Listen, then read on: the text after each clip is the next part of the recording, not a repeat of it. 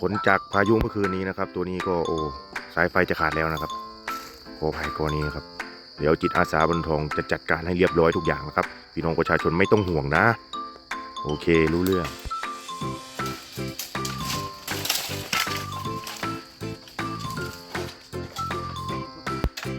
ร่วมด้วยช่วยกันครับเอาให้แห้งโอ้ยานหมวกกันน็อกเสื้อหมวกกันน็อกดูไปยานดุยมันต้องเลี้ยวแล้วมันนี่นั่นนี่สายไฟเรียบร้อยดีครับทางสะดวกแล้วเพื่อพี่น้องบ้านทองจิตอาสาบ้านทองทำได้ทุกอย่างเป็นเติร์ดโอ้โหสุดยอด